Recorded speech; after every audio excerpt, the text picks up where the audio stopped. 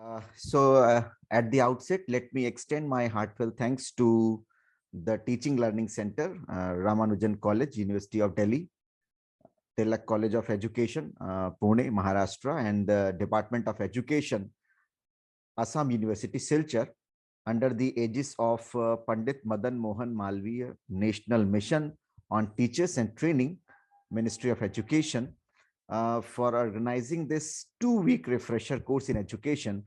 And therefore, I congratulate the entire team, especially Professor Ajay Kumar Singh, Professor Deepak Chauhan, Dr. Nikhil Rajput, Dr. Vipin Rathi, Dr. Asheesh Kumar Shukla, Dr. Madhuri Isave, Dr. Nidhi Mathur, Dr. Shiparna Bhattacharji, Dr. Remit George, Dr. Sachin Tomar, Dr. R.C. Thigale, and other members involved in this 2 weeks refresher course.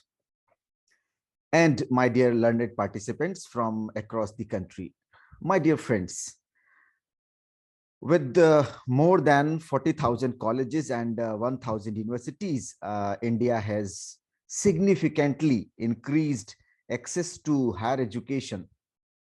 And if you look at the past scenario, great strides have also been made in equity.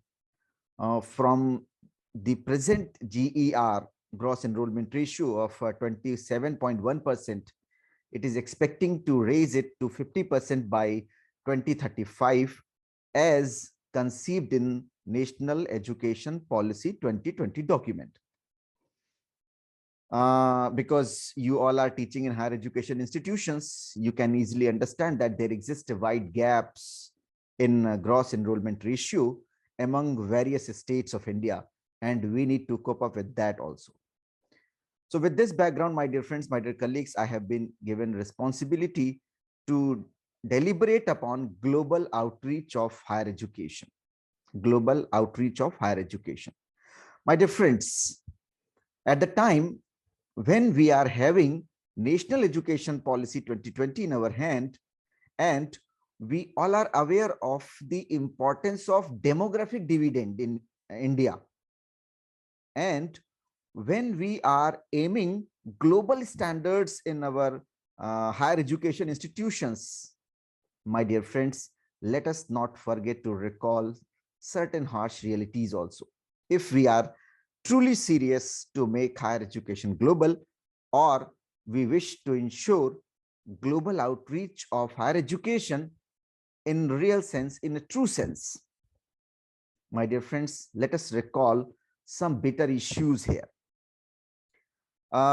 Studies by aspiring minds indicate that more than 80% of engineers are not employable. A large majority of our grade 5 students cannot read their own textbook fluently. Pass percentage of aspiring teachers candidates was as low as 1%. Somehow it has now improved to around 10%. More than 32% teachers on the job were found non-employable, as suggested and found by Professor Mukhopadhyay in one of his studies. So, my dear friends, we have enough experiences. We have enough experience that a qualified postgraduate cannot write an application for a job or a leave application. Misadventures and wrong treatment by qualified doctors, collapsing of buildings and bridges, design and executed by qualified architects and engineers are not unknown. Friends, we all are aware of famous sarcasm which has been shared by Swami Ranganathananji in his book. And while he's writing, he's quoting some American educationist. I am sharing this sarcasm in his name only. So once Swamiji was asked, Swamiji, what is education? Swamiji, what is education? Swamiji, the reply of Swamiji was really interesting. Swamiji replied that the education is something mysterious. Education is something mysterious which passes from lecture note of a professor to the notebook of a student using pen without using the mind of either. This is a sarcasm, and I believe that because you all are teaching in higher education institution, you can understand the inherent message from the sarcasm. Let me also share one interesting anecdote with you, my dear friends. And this I have taken from Dr. Smith's paper. Dr. Smith 2009 begins his paper on outcome-based education with an interesting episode, or I can say metaphor, where he is quoting that a young boy tells his father that he has taught their pet dog how to whistle. The father asked him to demonstrate. The boy called the dog and asked it to whistle, but the dog affectionately wagged its tail. At the instance of the father, the boy repeated his instruction to the dog. The faithful dog responded with the more vigorous wagging of his tail. So when father pointed out that the pet is not able to whistle, the son replied, and the reply is really interesting. The reply has a message for all of us, because we all are teaching in higher education institutions. So the son replied, "Father, I told you that I have taught him. Father, I told you that I have taught him. I did not tell you that it has learned. That it has learned." So this metaphor, my dear friends, has a lot of relevance in today's Indian education. We teach heavy curriculum. A student failed to produce evidence of learning, which we are calling learning outcomes. And therefore, in some of the newspaper, it was termed as waste of mind.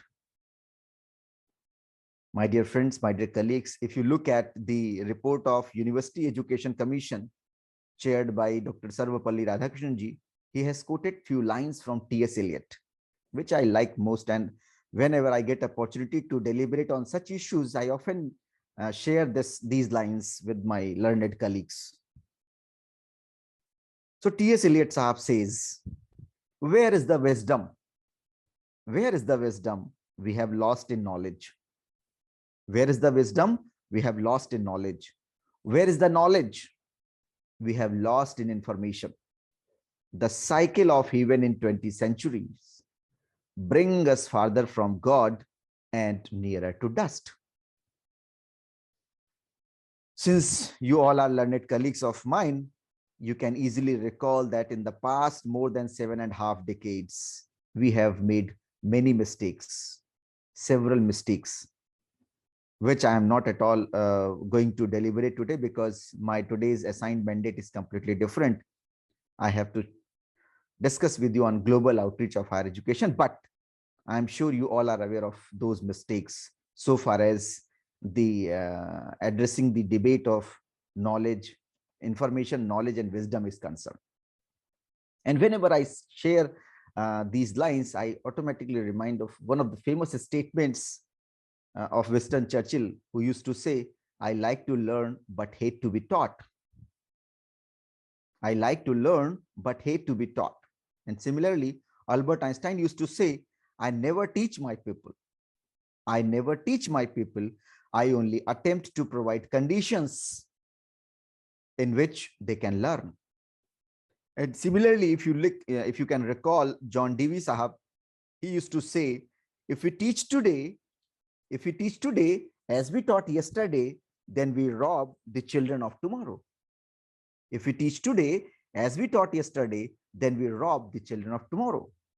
Why I'm sharing these things? Because this is the high time when we need to overcome our mistakes, our blunders, and we need to understand the whole issue in its right perspective. So far as making or ensuring global outreach of higher education. My dear friends, my dear colleagues, let me share with you two concerns which I am sharing since this policy document has come very often. I'm sure you will be agreeing to these concerns. My first concern is, regardless of what language students are taught in, the biggest challenge confronting the education system in India is its obsession with mastering examination through rote learning. Those who have gone through the National Education Policy Document 2020 can relate the intent and content of National Education Policy 2020 with this concern. Regardless of what language students are taught in, the biggest challenge confronting the education system in India is its obsession with mastering examinations through rote learning. Now, my second concern with you is, Indian higher education system operates like a sorting mechanism, having the major concern of completing the prescribed syllabus than mastery over subject. Now, again, if you look at the National Education Policy 2020 document, it is clearly and categorically saying to reduce the content. And that is why I'm sharing this, the second concern of mine, that is Indian education system operates like a sorting mechanism, having major concern of completing the prescribed syllabus than mastery over subject. And reasons are very obvious. Reasons are to make our students exam ready, because for teachers, pass percentage is a prime key indicator of their accountability and responsibility, which has been posed by the society, by the parents, and therefore rote learning somehow becomes primary means to achieve these intentions. We all are aware that most of our school going students are well behind their grade level expectations.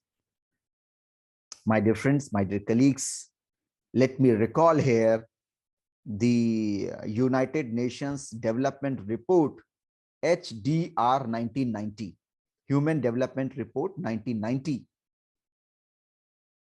which brought a paradigm shift by introducing the concept of HDI, that is Human Development Index. And it was said that this Human Development Index will be measured in absolute value 1, and it was identified that 3 major parameters will be taken into consideration: purchasing power of the citizen of that nation, health of the citizen of that nation, and education. And in education, cross enrollment ratio will be taken into consideration. And therefore, I am recalling this report of UNDP HDR 1990, which brought a paradigm shift by introducing the concept of HDI, and in turn making education in the community as an index of human development, and in turn running behind massive quantification and missing on several quality indicators. You all can go to the flashback to the decade of 1990 and onwards to witness this issue. My dear friends, let me also remind you that the idea of common school system, which was recommended by Kothari Commission in 1964-66, and which was endorsed by 2 consecutive national policies of 1968 and New Education Policy 1986, reached to no logical and satisfactory end, resulting into massive fragmentation, my dear friends, massive fragmentation in layers of schooling in India, resulting into uneven performance in general. Since today we are deliberating on global outreach of higher education, therefore it is of our prime concern that we need to understand the whole issue in its right perspective. And therefore I am sharing these concerns in order to make you aware on for right perspective.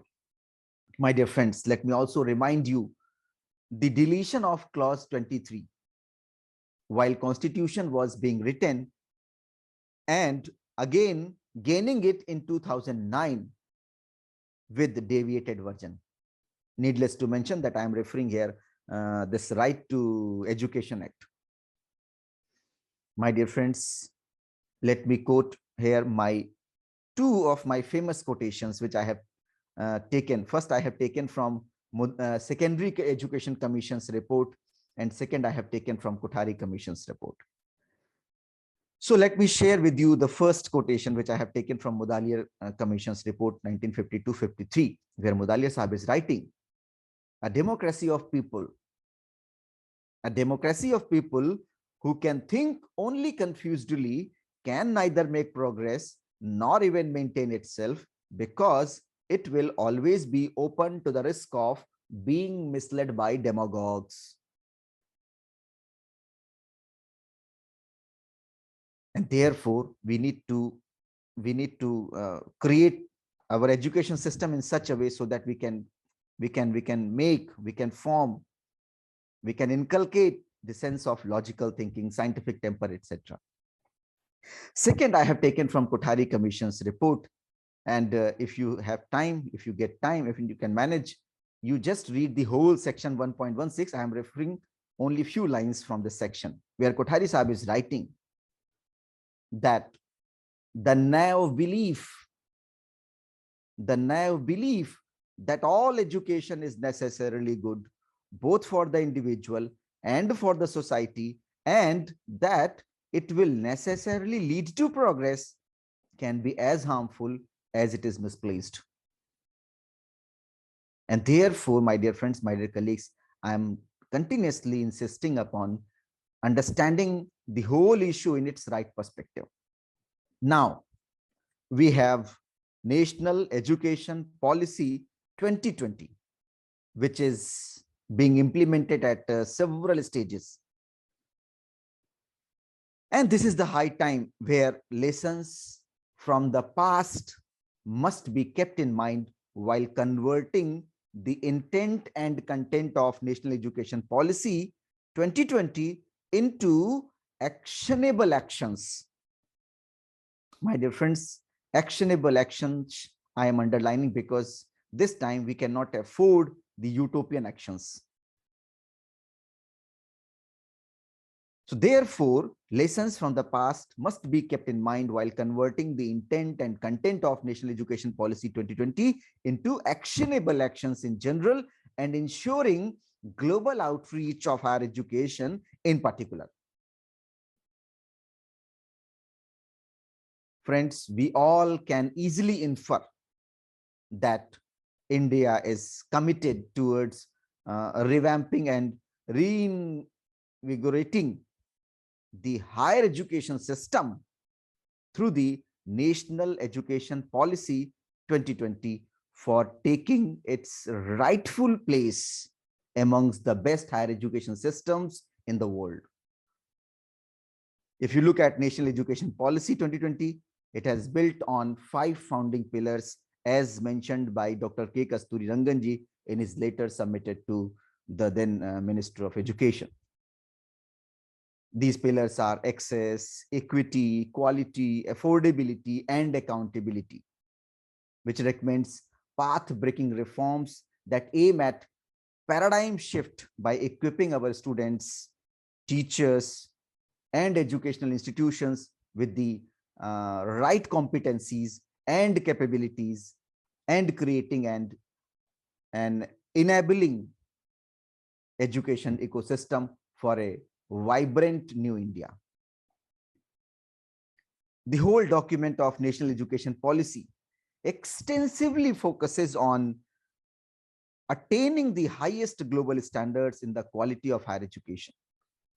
And further, it also reinforces the need to attract a greater number of international students to achieve the goal of global outlook. The policy appreciates the critical need to promote India as a global study destination providing premium education at affordable cost, thereby helping to ensure, to restore, to bring its role as Vishwaguru. My dear friends, the policy also aims to make our young generation of learners aware and understand the global issues and make them truly global citizens committed to the human rights, to the sustainable development goals, to the values, ethics, and global well-being. If you look at the approaches to promoting the global outreach of higher education in National Education Policy 2020 involve facilitating student and faculty mobility, establishing international partnerships for research, easing the process through which institutions can enroll students from around the world, as well as the feasibility of carrying the credits across institutions in multiple countries, and similar measures to be followed. Above all, my dear friends, National Education Policy Document 2020 calls for promoting India as a global study destination. And therefore, I'm repeatedly saying we need to understand the intent and content of National Education Policy 2020 in its totality. And therefore, decoding the whole document in its right perspective is a matter of great concern. For example, if you look at the founding pillars itself, which I have just quoted of National Education Policy 2020 document, which are access, equity, equality, affordability, accountability, you can see, if I refer to the first pillar, access, you can see the difficulty, you can see the challenges, you can see the avenues in terms of GER, in terms of role of online education, ODL education in this regard. So far as second pillar is concerned, you can see the difficulties, challenges, and avenues in terms of private players and digital divide. If you look at quality, we need to overcome our past mistakes. Affordability, we can see in terms of the investment, because this policy document is reiterating the idea of Kothari Commission to reach to 6% of GDP. Accountability, this is high time when we need to understand this word clearly and categorically in its totality. And therefore, what I am saying is decoding of national education policy is a truly crucial task. We need to be very fair, we need to be very honest to ourselves, to our upcoming generation, to our nation. And why I'm insisting on these words, because it is not that we are becoming so much concerned for the first time in the history of independent India. My dear friends, if you look at the report of University Education Commission 1948-49, Dr. Sarvepalli Radhakrishnan ji is writing in his report that we were everywhere struck by a deep general awareness of the importance of higher education for national welfare and an uneasy sense of inadequacy of the present pattern. I am sure situation is nowhere different standing in 2022. Now, what further he is writing is outstanding. And as a teacher of higher education institutions, we need to reflect on these small piece of knowledge mentioned by Dr. Sarvepalli Radhakrishnan ji in his report. So further, Radhakrishnan ji is writing, while it is generally recognized that the universities should provide the best teaching over the entire field of knowledge of which its own resources may permit. And further, he is writing that they should offer this teaching to the widest range of students, irrespective of class, caste, sex, reason, religion, gender. that they should extend by original inquiry the frontiers of learning. And then what he's writing is reiterating by National Education Policy Document 2020. And then he's writing, above all, mold and shape students not merely by the training of the intellect, but by the disciplining the spirit. And then what he is writing, university men and women were aware of serious shortcomings in the functioning of the universities in regard to these matters. Now the question is, what is our status to these concerns before National Education Policy 2020? My dear friends, this is the high time when we need to come out from the copycat, or so to say, blind follower tendency, and need to think out of the box. Let me make my point clear and categorical by citing one example here. I am sure you all are knowing about the report of World Commission on Environment and Development. World Commission on Environment and Development. The name of the report was Our Common Future, which is popularly known as Brundtland Commission report, because this whole commission was chaired by Gro Harlem Brundtland in 1987. The commission was very good. The reporting was very good. The idea was very good. I don't have any question on this report outcome. Now, if you go to the flashback, and if you can recall, ESD, Education for Sustainable Development, became a buzzword in the world of academia since then. And we all incorporated it at different levels of curriculum, But if you look back, my dear friends, if you look back at the Indian heritage, Indian legacy, thousands years back, it has been expressed very well by saying, Isa vashyamidam sarvam yat kincham jagatyam jagat ten taktena bhunjita ma gruduh kasya suddhinam. Whatever is there, use it, but use it with a sense of sacrifice. Sarve bhavantu sukhina, sarve santu niramaya, sarve bhadrana pashyantu ma kashid dukh bhag bhavit was our philosophy. Vasudhaiva Kutumbakam was our slogan. Sahana avatu sahano bhunuktu sahaviryam karvavahe tejashvina vadhit mastuma vidishvavahe. Both the teacher and the student are of prime importance. So, my dear friends, my dear colleagues, I was referring that this is the high time when we need to come out from the copycat culture, blind follower tendency, and to think out of the box, and to incorporate several ideas, innovative ideas, creative ideas already available with us since thousands years. My dear friends, as a committee member of curriculum development in several higher education institutions, what I have learned personally is that in the name of autonomy, we are copying and pasting only instead of contributing.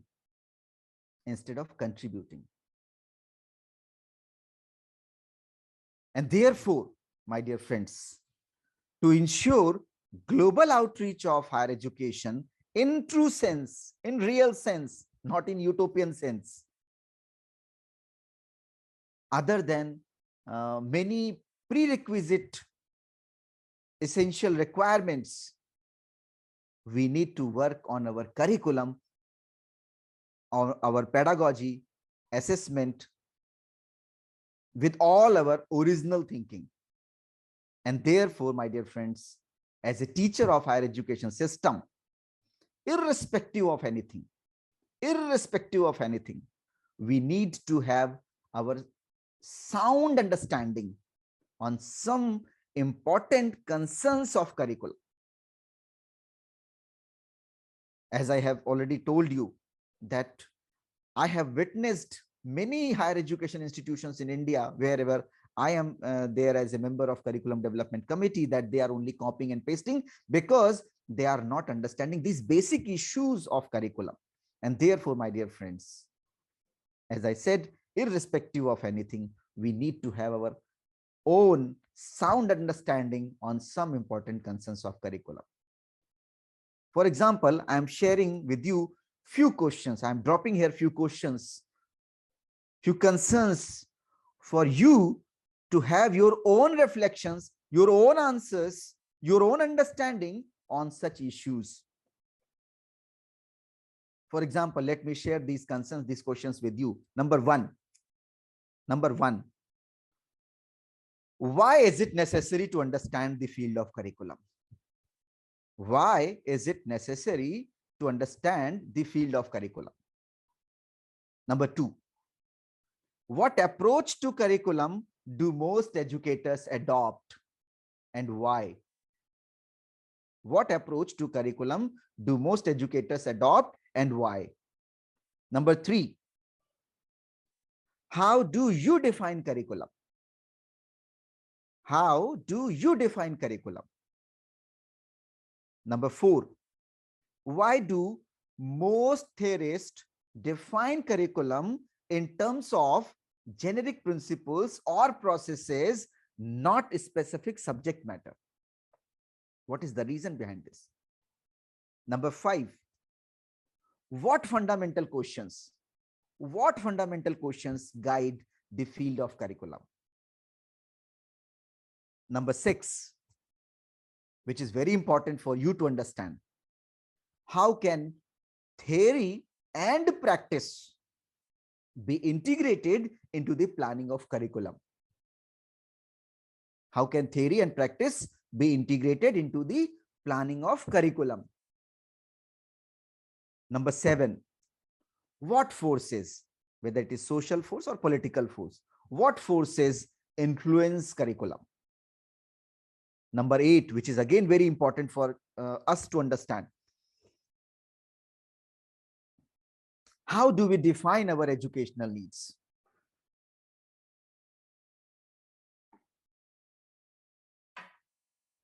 How do we define our educational needs? How do we prioritize these needs? Number nine, what are the main sources of curriculum design? And the last concern from my side is, what guidelines are helpful in formulating the educational objectives? So, my dear friends, my dear colleagues, I am having this expectation from you to have your own understanding, your own answer to these concerns, to these questions. Needless to mention here, my dear friends, that curriculum as a field of study has been characterized as elusive, fragmentary, and confusing.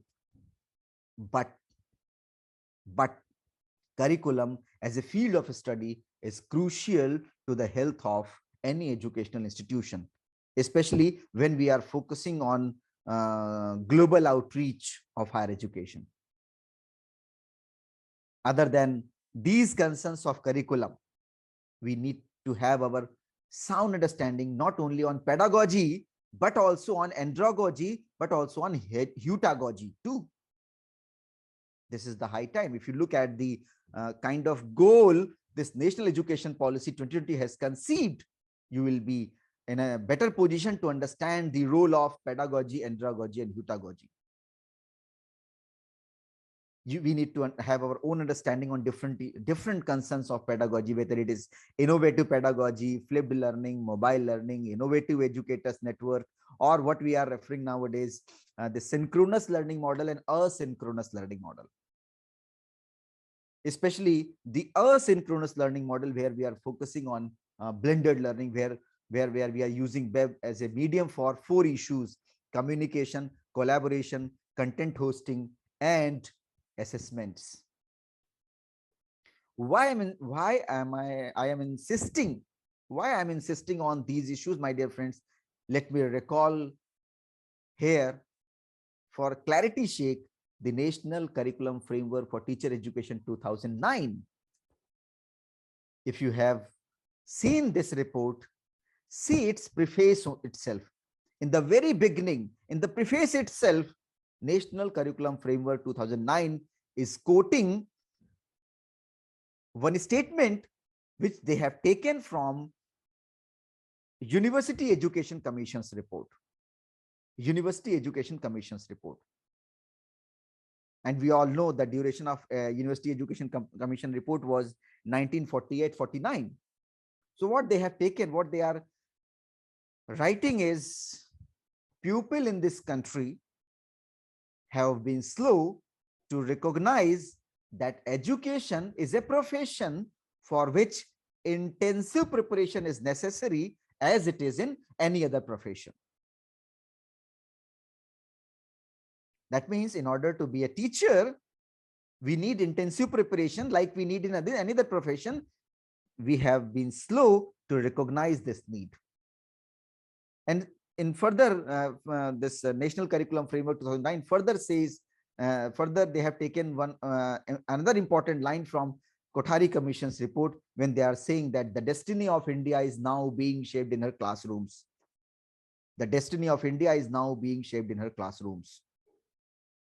And the same report have quoted from National Education Policy 1986, which says the status of teacher reflects the socio-cultural ethos of the society. It is said that no pupil can rise above the level of its teachers.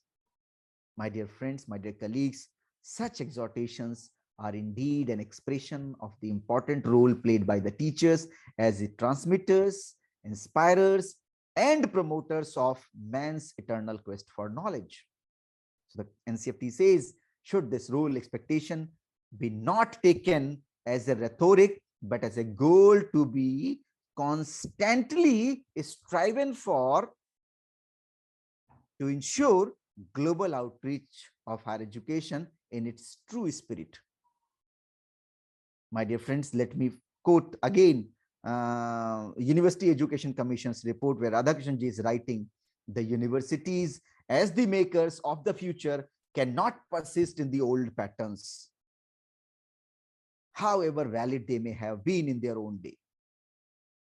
He is further writing, with the increasing complexity of the society and its shifting pattern, universities have to change their objectives and methods if they are to function effectively in our national life.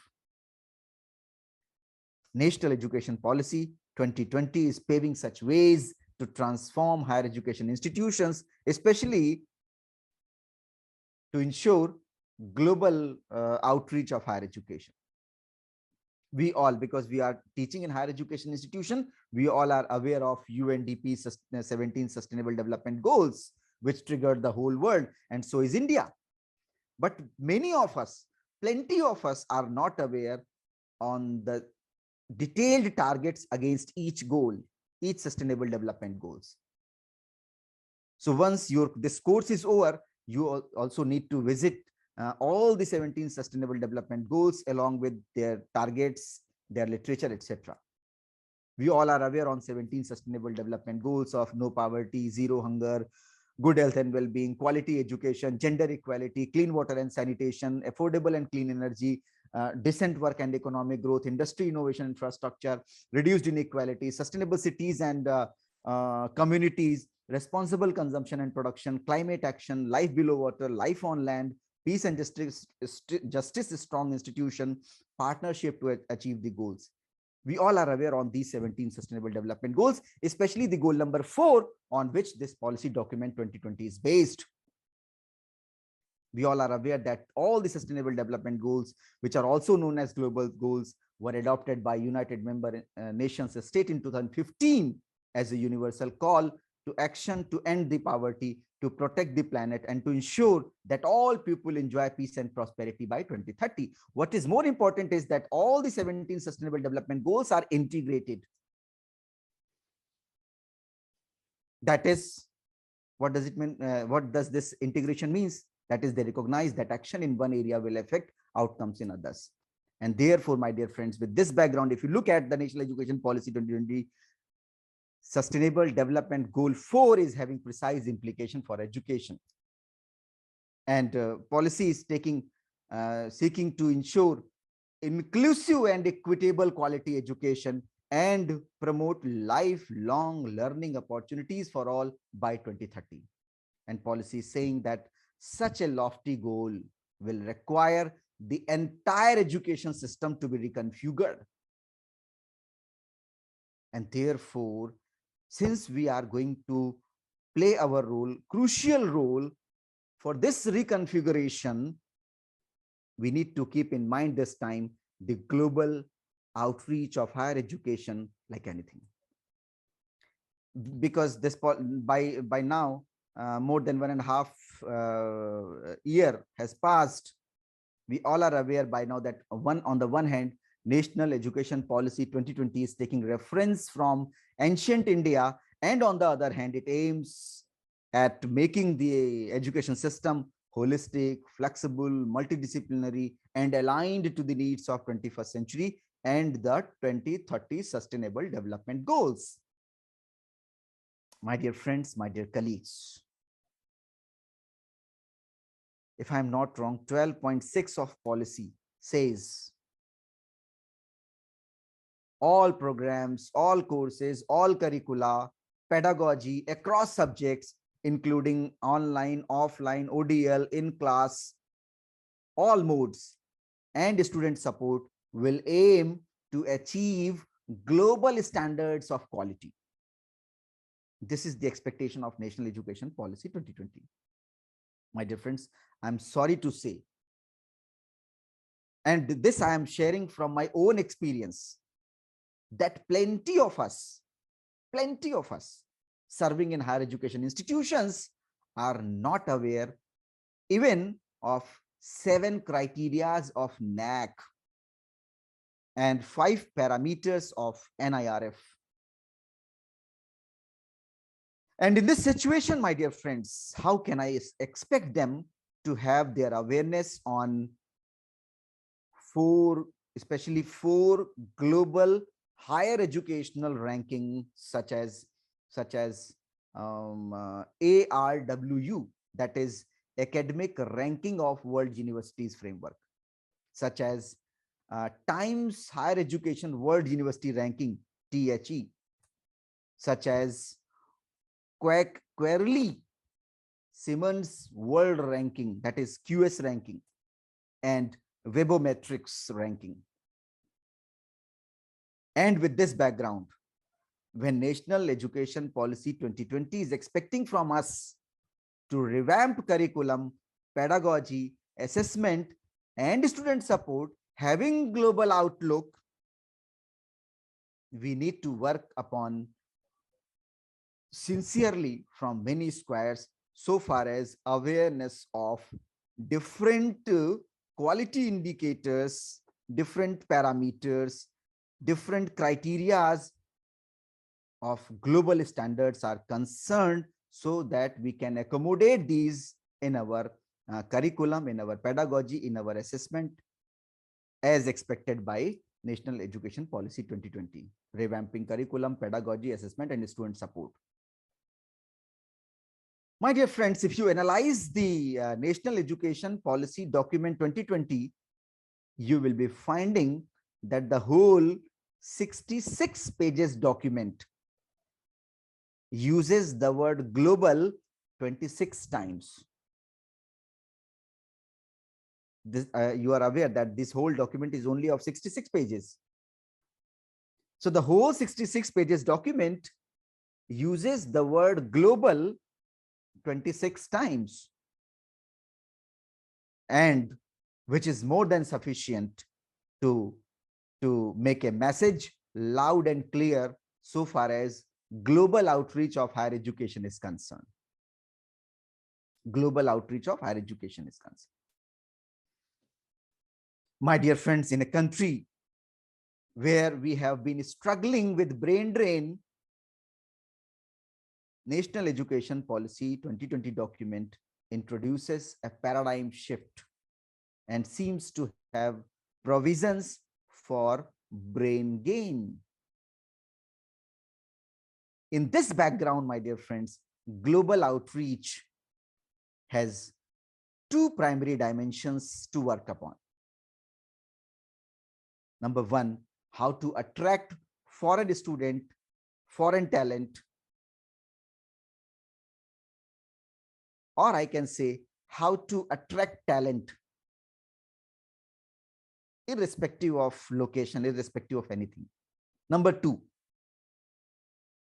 how to export our knowledge system and establish our universities abroad. We need to work upon these two concerns. We have multiple challenges at the level of dealing with different mindsets, readiness, and prerequisite understanding for the reason. The National Education Policy 2020 envisions attaining highest global standards in the quality of higher education. And in line with the National Education Policy 2020, concerted national efforts and interwoven relationships between government policies and higher education institutions approaches will make our young generation of learners truly global citizen with deeply rooted pride in being Indian. And therefore, my dear friends, a wide array of activities such as internationally relevant curricula, brand building of Indian higher education institutions abroad, academic and research collaboration with foreign universities, credit recognition under twinning arrangements, global citizenship approach, and engaging with the foreign alumni are few issues which needs urgent and immediate attention so far as global outreach of higher education is concerned. We can have some core ideas to ensure global outreach of higher education as suggested by University Grants Commission itself. For example, capacity building for global outreach of higher education initiatives. Or we can have collaborative communication between international and Indian fraternity. And we need a global outlook for our curricula and beyond to spark a deeper reflection about course content and effective pedagogy to promote better learning outcomes for all students.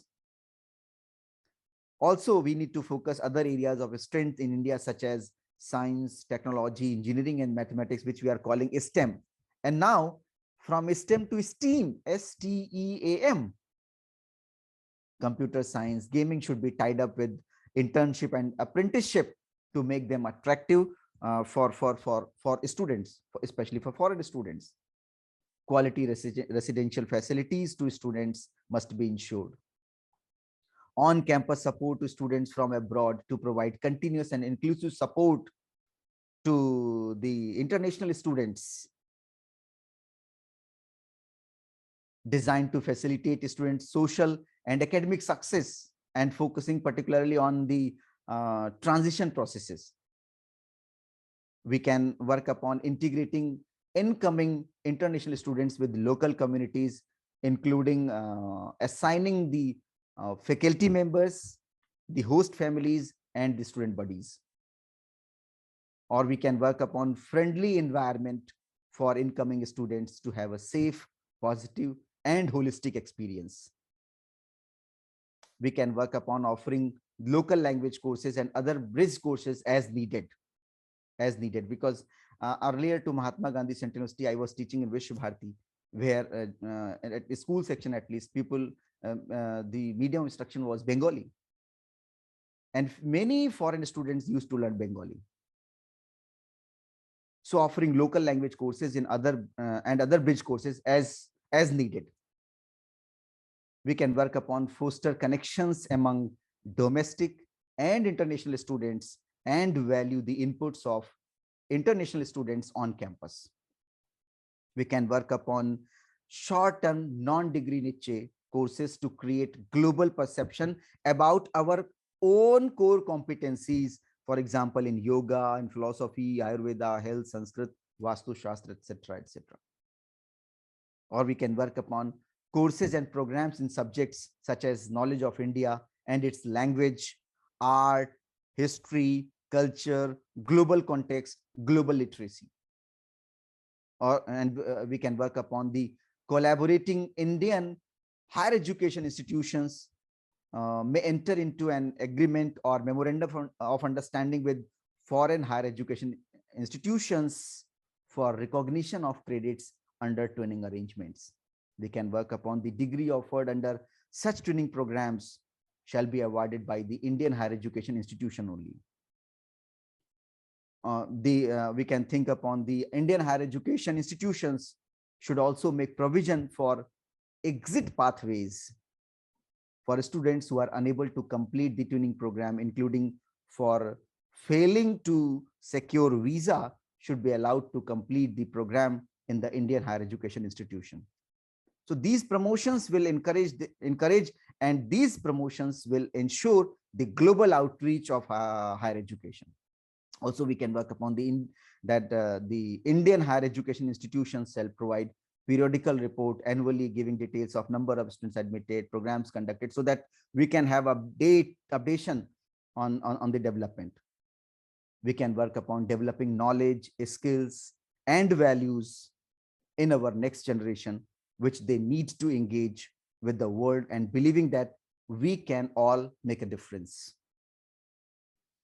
We can work upon empowering students with understanding of how the world works economically, politically, socially, culturally, technologically, and ecologically. We can work upon that higher education institutions may endeavor to inculcate essential values such as diversity, interdependence, empathy, and perspectives in students. We can work upon engaging with community services with a special focus in and around the higher education institutions will contribute at a range of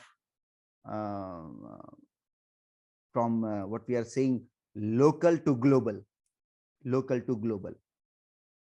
We can work upon credit-based projects and courses in the areas of community engagement, environmental education, and value-based education. We can work upon short courses and workshops on human and constitutional values, respect for others, cleanliness, courtesy, democratic spirit, spirit of service, respect for public property, scientific temper, responsibility, pluralism, equality, and justice. We can think and we can work upon inculcating these skills in students, such as the skill of critical thinking, communication, technology skills, cross-cultural awareness, adaptability.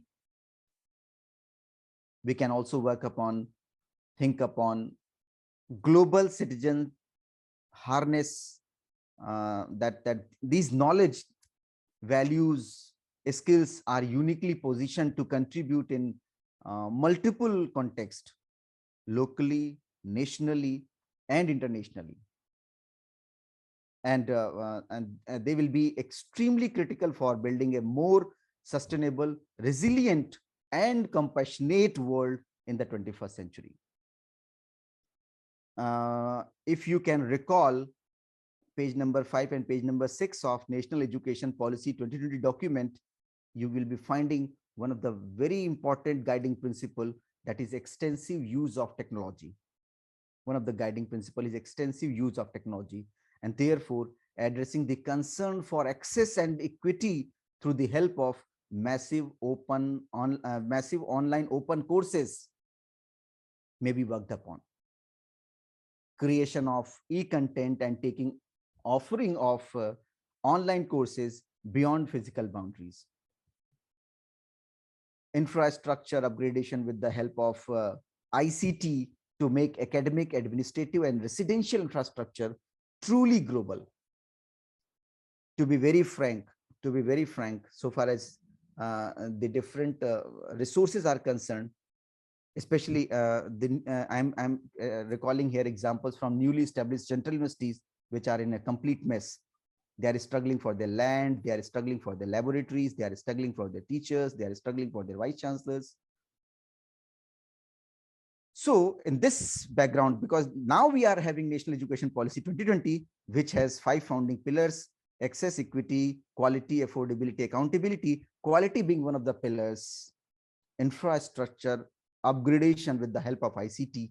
We need to have, we need to make academic, administrative, and residential infrastructure truly global. If you are truly serious for making this global outreach of higher education. Then virtual partnership with the foreign experts in workshops, webinars, conferences, and this COVID-19 pandemic somehow exposed us to have such kind of collaborations. Will be giving global exposure. Virtual mobility by exposing students to foreign universities through e-conferences, workshops, renewing and updating the learning approaches with the help of technology, reinforcing learning process through additional learning material to make the process truly global, effectively responding to the demands of students with the help of ICT-based learning tools and collaborative learning, exploring pedagogical opportunities of ICT for global outreach of higher education, a student exchange program for short duration visits to the established, reputed, and world-known universities abroad may be helpful in order to ensure global outreach of higher education. Or semester abroad programs under twinning arrangements may also be of prime importance. Faculty members must be encouraged to get exposure to foreign universities in exchange programs, short-term projects, etc. Expanding the strategic research partnership with international higher education institutions will be of prime importance so far as making global outreach of higher education. Organizing academic and research workshops, seminars, conferences in partnership with global universities. Collaborating with alumni will be of prime importance. Formation of knowledge partnership, a network of individual researchers who can contribute to knowledge, experience, resources, and participate in two-way communications. Establishment of chairs abroad in the name of eminent Indian scientists, scholars, and philosophers will be helpful. Preparing country-specific report based on academic and market research on priorities of prospective student. And here we can also utilize or initiate for industry academia dialogue in order to analyze the needs of different contexts. Higher education institution must be encouraged to set up offshore campus in order to expand the outreach of these institutions and build the image of India as an international study destination. So premier institutions of India like Banaras Hindu University, like Vishwa Bharati Shanti Niketan, and many premier organizations, different IITs, IIMs, etc., can plan for this to ensure global outreach of higher education. Dissemination of information on education system, accreditation, ranking process in India will be of prime importance.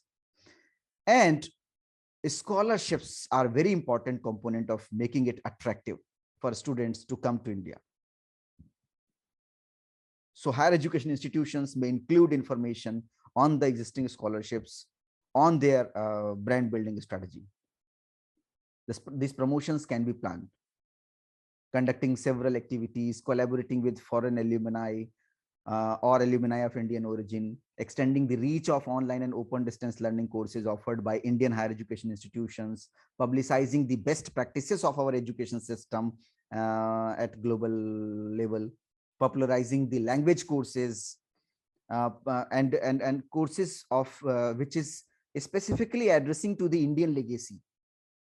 Extensive use of digital platform, virtual mode, establishing an alumni cell, sharing with the alumni regarding the latest initiative of the institution, engaging community service, honoring distinguished alumni for supporting for their support, coordinating all matters with foreign students, um, extend all possible help to students, especially the foreign students, to adapt to the new cultural environment and make their stay in India comfortable and enriching, providing student support services, counseling services, disseminate information related to admission and all such details at easy to making these information easily accessible, implementing and monitoring the institution level strategies for global outreach of higher education.